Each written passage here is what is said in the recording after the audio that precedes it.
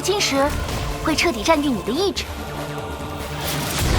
不是的，这不是我想要的。你抓得越紧，心就会越痛。你的思念，你的痛苦，只会在你心里不断叠加。你什么都不知道。只要你消失的话，没错，我要你消失。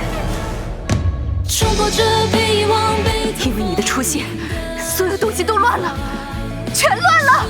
或许，勇敢面对才是抗击虚无的唯一办法。混沌才是未来，你们一点希望都没有。